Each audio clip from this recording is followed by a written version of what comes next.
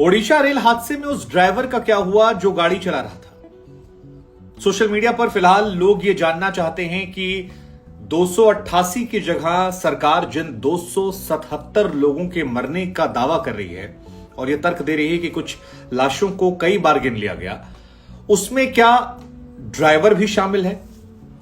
नहीं है तो उसकी स्थिति क्या है, और अगर है तो फिर ड्राइवर को लेकर क्या स्थिति है, यह कोई स्पष्ट करे। 3 गाड़ियां, Coromandel express, Bengaluru Howrah superfast express और एक मालगाड़ी, और अब लोगों का सारा ध्यान जो है वो इन तीनों गाड़ियों के ड्राइवर को लेकर है कि ड्राइवर, सहायक या फिर जो लोको पायलट हैं उनकी फिलहाल स्थिति क्या है। क्या उनको लेकर कोई क्लैरिटी निकल कर आ रही है या वो जिंदा नहीं बचे हैं, क्योंकि हादसा इतना भीषण था कि लोगों को उनको लेकर कंसर्न होने लगा। साथ ही दूसरा सवाल लोगों के मन में चल रहा है कि क्या ड्राइवर जो था उसकी गलती की वजह से यह हादसा हुआ? क्या तीनों ट्रेन, कोरोमंडल या फिर हावड़ा बेंगलुरु या फिर मालगाड़ी, किसी एक के ड्राइवर ने कोई ऐसा कदम उठा दिया जिस वजह से इतनी बड़ी घटना हो गई?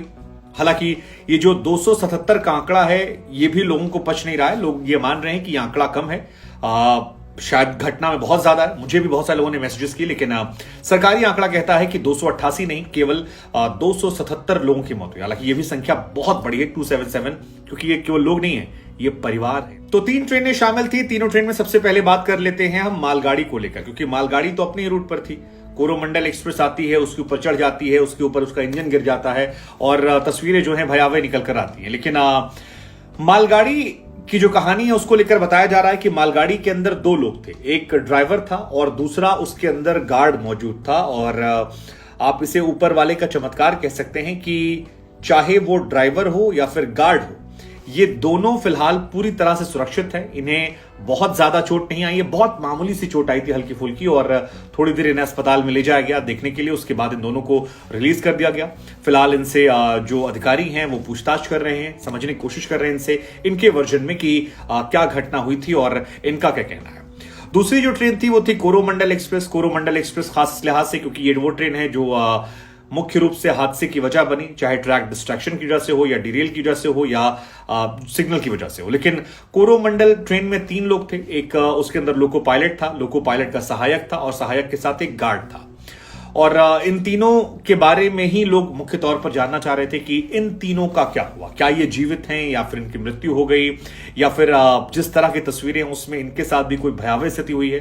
तो इसमें भी जो खबर आ रही है वो ये है कि तीनों जीवित हैं, और ये भी ईश्वर का आशीर्वाद है कि तीनों जीवित हैं। तीनों को फिलहाल अस्पताल में इलाज के लिए भर्ती करवाया गया, और ये बहुत राहत वाली बात है क्योंकि इन्हीं तीनों को लेकर सबसे ज्यादा लोग कंसर्न थे, क्योंकि सबसे ज्यादा जिस ट्रेन हादसे का शिकार हुई, 20-21 डिब्बे जिसके गिरे हैं, वो यही ट्रेन थी, और यही ट्रेन है जो सामने से जाकर मालगाड़ी के ऊपर गिर गई थी। तो ऐसे में फ्रंट डब्बे को लेकर लोग मान रहे थे कि शायद इनके साथ कोई अनहोनी ना हो गई हो, क्या ये जीवित बचेंगे। लेकिन ये एक बहुत राहत वाली खबर है। और दक्षिण पूर्व रेलवे के खड़गपुर डिवीजन के जो वरिष्ठ मंडल प्रबंधक हैं राजेश कुमार जी, उनकी तरफ से ये जानकारी आई कि ड्राइवर, सहायक और जो गार्ड साहब थे, ये तीनों जीवित हैं और इन तीनों को अलग अलग अस्पताल में फिलहाल इलाज के लिए भर्ती कराया गया। इनके परिवार वालों को जानकारी दी गई है और रेलवे प्रशासन की तरफ से जो भी मदद हो सकती है वो इनकी की जाएगी।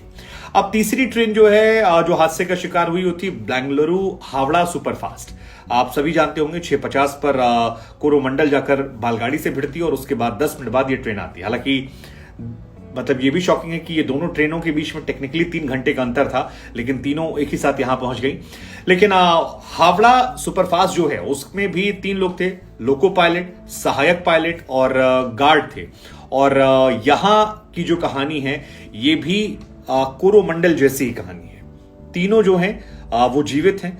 तो अच्छी बात ये तीनों सकुशल हैं और तीनों का अलग अलग अस्पतालों में इलाज चल रहा है, और इनके पास जाकर रेलवे के अधिकारियों ने बातचीत की है। तो आप कह सकते हैं कि सभी जो थे वो सुरक्षित। अब ये कंसर्न जो आपका था कि ये जीवित हैं या फिर इनको चोट लगी है या क्या हो गया, वो कंसर्न आपका खत्म हो गया। अब दूसरा सवाल आपका ये था कि इसमें इनकी क्या गलती थी, खासतौर पर जो कोरोमंडल एक्सप्रेस थी उसके क्या पायलट की गलती थी, क्योंकि हावड़ा जो थी वो तो अपने रूट पर सीधे जा रही थी, मालगाड़ी जो थी वो अपने ट्रैक पर खड़ी थी, कोरोमंडल ही आई, मालगाड़ी से भिड़ी और उसके बाद तीसरी पटरी पर चली गई, जिसके बाद यह हादसा हुआ। तो रेलवे की तरफ से जो जानकारी निकलकर सामने आई है शुरुआती जांच पड़ताल में, उसमें रेलवे की तरफ से स्पष्ट तौर पर कहा गया है कि इस दुर्घटना में जो लोको पायलट है, सहायक पायलट है या गार्ड है, उनकी कोई भी भूमिका नहीं है। वो पूरी तरह से इस घटना में निर्दोष हैं और उनकी तरफ से ये जानकारी दी गई कि इसके पीछे दो तर्क, एक वो अधिक स्पीड से नहीं चल रहे थे और दूसरा लूप लाइन में एंट्री करने की उन्हें हरी झंडी मिल गई थी। मतलब वो सीधे जा रहे थे, तो जब उन्होंने चेंज किया डायरेक्शन तो उस लूप लाइन में जाने के लिए उन्हें हरी झंडी मिली थी और इसी रूट पर एक मालगाड़ी खड़ी थी। अब सवाल है कि स्पीड क्या होनी चाहिए, तो बताया जाता है कि लूप लाइन में स्विच करने के बाद अधिकतम 130 किलोमीटर प्रति घंटा की रफ्तार से चलाने की इजाजत जो है वो दी जाती है, लेकिन ड्राइवर ने 128 किलोमीटर प्रति घंटा की रफ्तार चलाई और जो लोको लॉग है उससे जाकर अधिकारियों ने पुष्टि कर ली। साथ ही ग्रीन सिग्नल का मतलब है कि आप स्विच कर सकते हैं। तो ना ड्राइवर की गलती है और गलती नहीं है तो ईश्वर के आशीर्वाद से वो सुरक्षित भी हैं। हमें लगा ये महत्वपूर्ण खबर है आपको जानकारी।